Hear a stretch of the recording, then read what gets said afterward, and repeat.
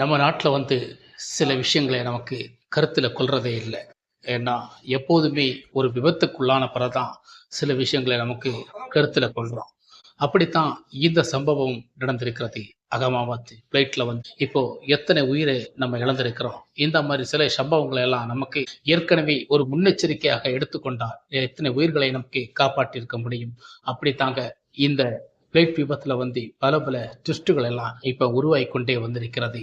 அதை பற்றி நம்ம இந்த வீடியோவில் தெளிவாக பேச போகிறோம். எத்தனை பேர் கனவுகளோடு சென்ற உயிர்கள் எல்லாம் குடும்பம் குடும்பமாக சிதைந்த உயிர்கள் எல்லாம் நமக்கு இப்போ பறி கொடுத்துட்டு கண்ணீர் விடுத்திருக்கிறதுக்கு எந்த விதமான பலனுமே இல்லாத கட்டத்தில் இருக்கிறோம். வாங்க ஃப்ரெண்ட்ஸ், இந்த வீடியோவை நமக்கு பார்ப்போம். சட்டம் ஒழுங்கு சரியில்லாமல் இந்தியனுக்கு சாவை கிடையாது. இந்த இந்தியாவின் அனைவருக்கும் வணக்கம். இந்த அகமாபாத் விபத்தில் பல சிஸ்டுகள் எல்லாம் வெளியே வந்து கொண்டிருக்கு. இந்த விபத்தை பற்றி, இந்த பிளைட்டுடைய பராமரிப்புகளை பற்றி, இந்த பிளைட்டுடைய பல விஷயங்களை பற்றி ஒரு வருடத்துக்கு முன்னாடியே ஒரு பைலட் 30 வருஷம் சர்வீஸ்ல இருக்கிற ஒரு பைலட் பேசியிருக்கிறார்.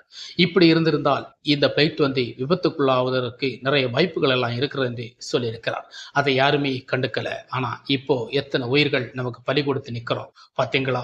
இப்படித்தான் நம்ம இந்திய நாடு சில சீர்சேமிப்பு அமைப்புகள் எல்லாம் சரி செய்யாமல் இருப்பதுனாலதான் சில விபத்துகள் எல்லாம் வருது. ஆனா வந்த பிறகு நீங்க முன்னெச்சரிக்கை எடுத்து இதை பண்ணாம இப்போது நீங்க எல்லா விஷயங்களை சரி பண்ணா போன உயிர் திரும்ப கிடைக்குமா அப்படின்னு தான் இப்போ எல்லாருடைய கனவுகள் எல்லாம் சிதைந்து போன பிறகுதான் நமக்கு ஒரு எச்சரிக்கை எடுக்கிறோம்.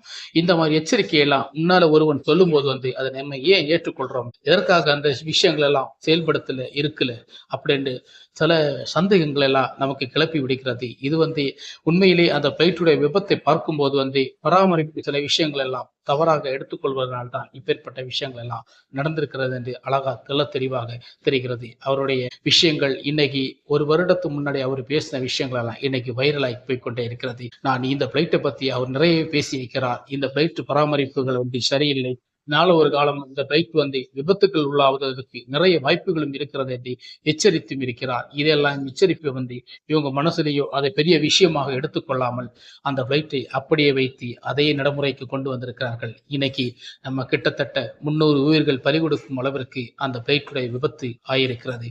அதில் எத்தனை பேர்கள் லண்டனில் குடும்பமாக செல்வதற்காக கனவுகளோடு அவர்கள் செல்ல காத்திருந்த எத்தனை குடும்பங்கள், அதில் 300 குடும்பங்களை பாதிக்கின்ற அளவிற்கு இந்த விபத்துக்குள்ளானதை நம்ம நினைக்க பார்க்கும் போதே உண்மையிலே கண்ணீரும் வருத்தம் தான் நமக்கு தெரிகிறது. இதை பற்றி நீங்கள் ஆராய்ந்து முன்கூட்டி எதையும் யோசிக்காமல் விட்டதுதான் பெரிய ஒரு தவறாக இன்னைக்கு நிற்கும் போது நீங்க அதை மனதில் கொண்டிருக்கிறீர்களா?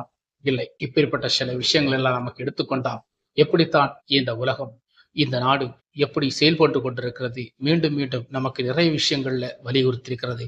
ஆனால் அதில் முக்கியமாக மனிதன் உயிர்தான் பலிகடாக இருப்பது என்பதை யாரும் மறந்திருக்க முடியாது, மறக்கவும் கூடாது. இப்பேற்பட்ட சில விஷயங்கள் வரும்போதுதான் உங்களுக்கு அடுத்த பிளைட்டை அப்படி செய்யணும், இப்படி செய்யணும், அது பண்ணணும், இப்படி பண்ணணும். நாடுடைய அமைப்புகள் சரியில்லாதனால தானே இப்படிப்பட்ட தவறுகள் எல்லாம் நடக்கிறது. இந்த மாதிரி விஷயங்கள் எல்லாம் நீங்கள் அன்னையே கண்காட்சி இருந்திருந்தால் இந்த உயிர்கள் எல்லாம் நமக்கு இப்போது நம் கைவசமே இருந்து.